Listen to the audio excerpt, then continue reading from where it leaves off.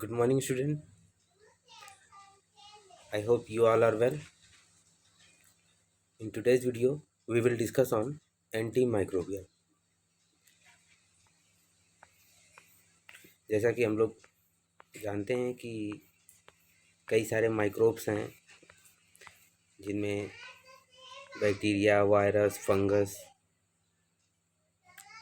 इस तरीके के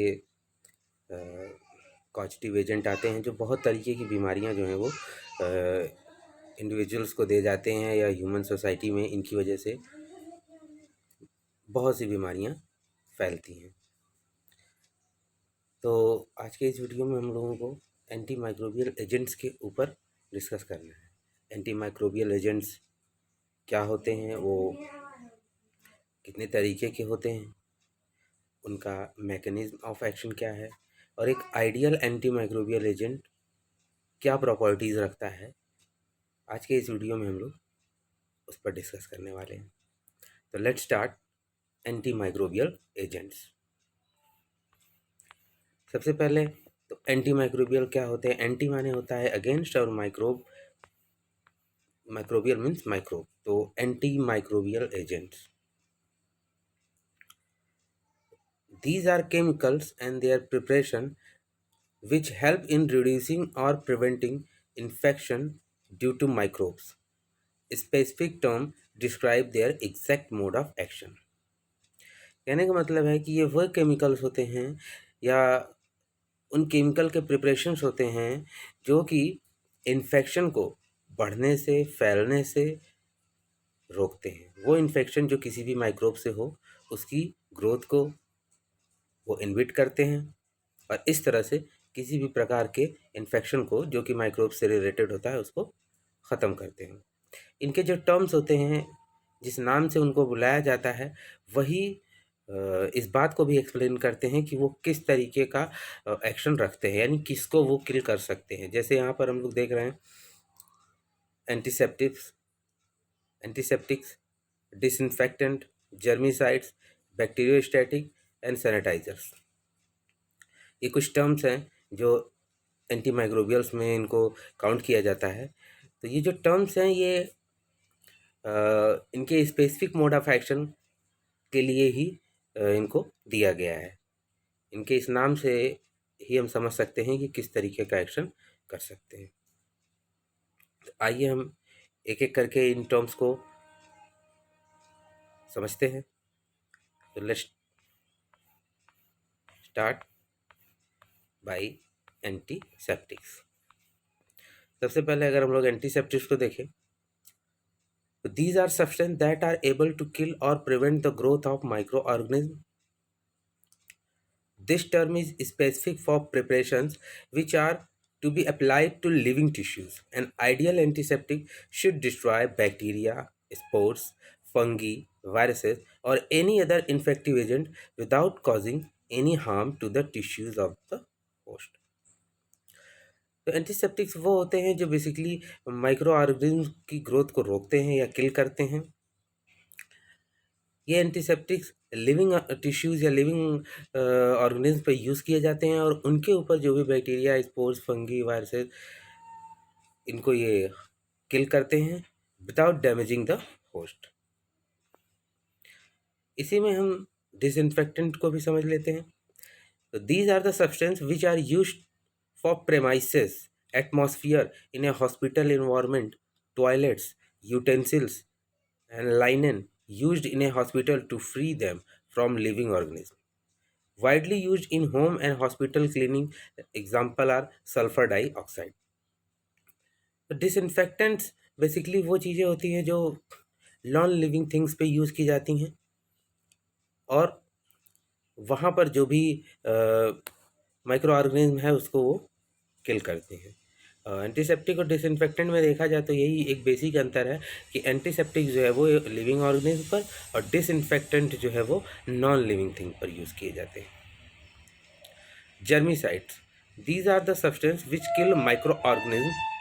जर्मिसाइड्स जो होते हैं वो भी माइक्रो ऑर्गेनिज्म को किल करते हैं, मगर इनमें कुछ स्पेसिफिक टर्म्स आ जाते हैं जैसे बैक्टीरियासाइड, फंगीसाइड एंड वायरसाइड।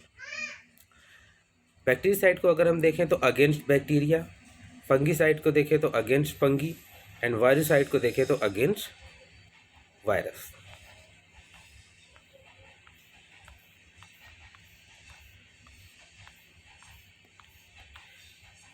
इसके बाद है bacteriostatic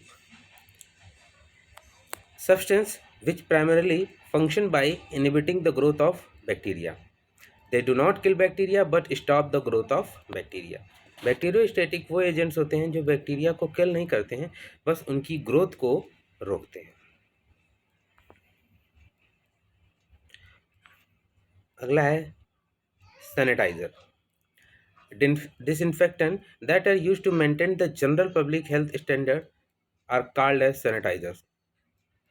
Sanitizers is concerned with cleaning and washing away organic matter like saliva, mucus, etc. Sanitizers have power to kill microorganisms. Sanitizer should not cause local cell damage. Sanitizer भी micro organism को ही किल करते हैं, but इनका जो basic action होता है वो जो ऑर्गेनिक मैटर होते हैं माइक्रो ऑर्गेनिज्म से रिलेटेड, उनको क्लीन करने के लिए, किल करने के लिए उनका यूज़ किया जाता है। लाइक सलाइवा है, म्यूकस है, इन सबको ख़त्म करने के लिए। आज के स्टडी टाइम पे हम लोग देख सकते हैं कि सैनिटाइज़र जो है किस तरीके से बहुत ज़्यादा यूज़ हो रहा है। और सैनिटाइज़र की एक प्रॉपर्टी ये भी होती है कि ये इनको पानी या वाटर से यूज़ नहीं करना पड़ता है। इनको सिंपली आप हैंड में रब करते हैं और धीरे धीरे वो खुद ही इवेपोरेट हो जाते हैं, ख़त्म हो जाते हैं, गायब हो जाते हैं। और इस तरह के वाटर का यूज़ जो है वो कम होता है। तो ये कुछ टर्म्स थे जो कि एंटी माइक्रोबियल्स की परिभाषा को बताते हैं। अब हम देखेंगे इनके मैकेनिज्म ऑफ एक्शन को। अगर हम इनके मैकेनिज्म ऑफ एक्शन को देखने की कोशिश करें तो बेसिकली हमको सबसे पहले ये जानना पड़ेगा कि ये क्या काम करते हैं। तो the mechanism of antimicrobial action ranges from mild astringent to powerful oxidative process. The inorganic compounds generally exhibit antimicrobial action by following three mechanism. तो तीन तरीके की मैकेनिज्म होती है जिसके थ्रू एंटी माइक्रोबियल जो एक्शन अपना show करते हैं। सबसे पहला है ऑक्सीडेशन, दूसरा है हेलोजिनेशन, तीसरा है प्रोटीन बाइंडिंग और प्रेसिपिटेशन। तो सबसे पहले हम लोग समझेंगे ऑक्सीडेशन को। ऑक्सीडेशन अगर हम देखें तो basically example of compound acting by this mechanism are peroxide of peroxy acid, oxygen liberating compounds like potassium permanganate. They bring about oxidation of active functional group present in protein and enzyme vital to the growth and survival or microbes. तो अगर हम oxidation की बात करें, अगर हम ये जानना चाहें कि ऑक्सीडेशन के थ्रू कैसे ख़त्म करते हैं, तो जैसे हम लोगों ने देखा था पोटेशियम परमैंगनेट आता है, तो वो बेसिकली जो फंक्शनल ग्रुप है उसका ऑक्सीडेशन कर देते हैं। वो फंक्शनल ग्रुप या वो एक्टिव इंग्रेडिएंट जिसकी वजह से कोई बैक्टीरिया ग्रोथ कर सकता है वो उसका ऑक्सीडेशन कर देते हैं, जिसकी वजह से माइक्रो ऑर्गेनिज्म जो है वो ख़त्म हो जाते हैं। दूसरा एक तरीका है हेलोजिनेशन। अगर हम हेलोजिनेशन की बात करें तो example of compound acting by this mechanism are the compounds which are able to liberate chlorine or hypochlorite or iodine. Basically इस तरीके के कंपाउंड जो होते हैं वो हेलोजिनेशन की प्रोसेस में आते हैं। और इसे करते क्या है कि पेप्टाइड लिंकेज जो होता है उसको वो अल्टर करते हैं।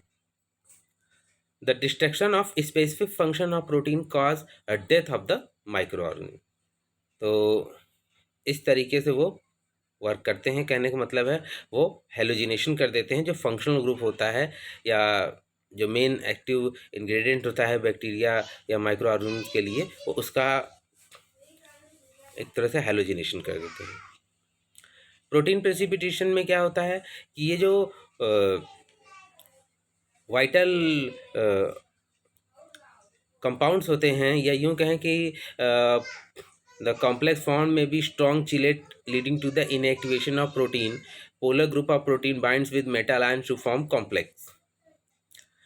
इसमें बेसिकली एस्ट्रिंजेंट आते हैं। ये बेसिकली अगर हम इसको समझना चाहें तो इसमें जो प्रोटीन प्रेसिपिटेशन हो जाता है, इसमें फंक्शन ग्रुप का एक तरह से चिलेशन हो जाता है, या उसके साथ जो एक्टिव इंग्रेडिएंट होता है वो बाइंड होकर एक ऐसा कॉम्प्लेक्स बना लेता है कि जिसकी वजह से उसमें प्रोटीन प्रेसिपिटेशन आ जाता है, और इस तरीके से माइक्रो ऑर्गेनिज्म जो होता है वो ख़त्म हो जाता है या किल हो जाता है।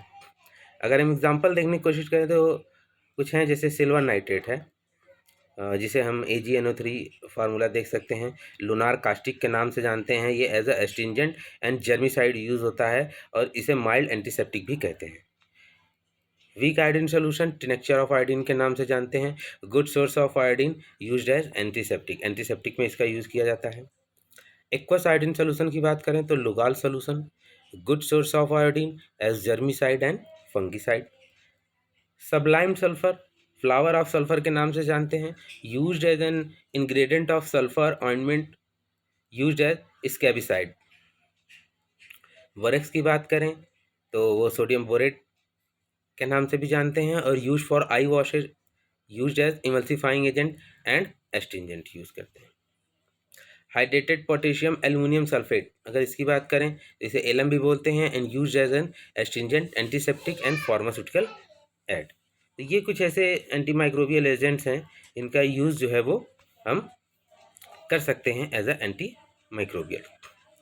अब अगर हम कैरेक्टरिस्टिक ऑफ माइक्रोबियल एजेंट की बात करें, ideal characteristic of microbial agent, तो सबसे पहले कि it should possess antiseptic, germicide activity and not bacteriostatic activity. तो सबसे पहला इसमें प्रॉपर्टी है कि इसके अंदर प्रॉपर्टी होनी चाहिए बैक्टीरिया को किल करने की, उसकी ग्रोथ को इनहिबिट करने की नहीं। It should have rapid and onset of action and sustained activity, इसका जो एक्शन है बहुत तेजी से होना चाहिए और एक्टिविटी काफ़ी समय तक रहनी चाहिए। It must have good therapeutic index in the concentration use, इसका जो कंसंट्रेशन यूज़ किया जाता है एक अच्छी थेरेपेटिक इंडेक्स होना चाहिए, मतलब एक वाइड रेंज थेरेपेटिक इंडेक्स होना चाहिए, ताकि अच्छा रिजल्ट आए और वाइड वैरायटी के माइक्रोब्स को किल कर सके। It should not cause local cell damage, local cell damage नहीं करना चाहिए इसको। It should not interfere with body defence, इसे बॉडी के डिफेंस मैकेनिज्म से अल्टर नहीं होना चाहिए। It should show no systemic toxicity from topical application, topically application के बाद इसे किसी तरीके की सिस्टमिक टॉक्सिसिटी नहीं शो करना चाहिए, यानी सिस्टम में नहीं पहुंचना चाहिए इसको, यानी ब्लड में नहीं आना चाहिए क्रॉस करके स्किन को। It should have broad spectrum of activity against bacteria, fungi, protozoa, virus etcetera, यानी जहाँ तक हो सके तो इतना इसका जो एंटी बैक्टीरियल एक्टिविटी है उसका स्पेक्ट्रम इतना बड़ा होना चाहिए कि फंगस, प्रोटोजोआ, वायरस, बैक्टीरिया लगभग सबको ये कर सके। It should have favourable lipid water distribution coefficient, और इसका जो लिपिड वाटर डिस्ट्रीब्यूशन कॉफिशिएंट होना है वो फेवरेबल होना चाहिए, या यूँ कहें कि इतना ज़्यादा होना चाहिए कि ये सभी के साथ ईजिली यूज़ की जा सके।